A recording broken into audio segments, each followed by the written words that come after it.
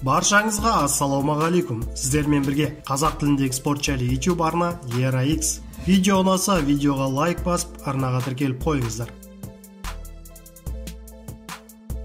Бізді қиын кезеңдер күтіп тұр. Хамитов тағы да даулы мәлімдеме жасады. Танымал қазақстандық файтер Қуат Найман Хамитов ақш конгресінің Джо Байденді президент етіп тағайындау туралы қаулысына қатысты пікір білдірді. Спортшы жазбасын Instagram желісіндегі жеке парақшасында жариялады.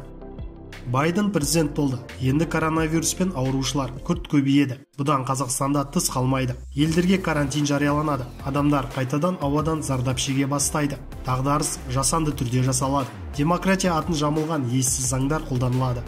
Ал медицина мен дүниежүзілік денсаулық сақтау ұйымы адамдарды өлтіреді. Қысқасы, бізді қиын кезеңдер күтіп тұр деп жазды Қуат Хамитов. Қуаттың бұл пікіріне жазушылары екі түрлі ой қосуда. Кейбіреулер Хамитовтың айтқанын дұрыс деп санаса, басқалары одан мұндай сөздерді айтпауын және жаттығу залына баруын сұрады.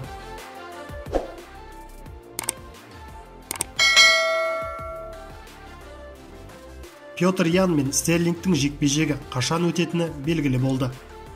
Жеңіл салмақтағы UFC чемпионы Петр Ян 6 наурызда UFC 259-да Аljamain Стерлингпен кездеседі. Дуэль туралы келісімге қол қойылды. Мен тағатсыздана күтемін деп жазды Петр Ян өз твиттерінде.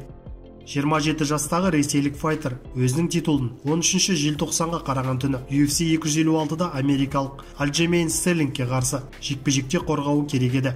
Бірақ жекпе-жек 2021 жылға ауыстырылды.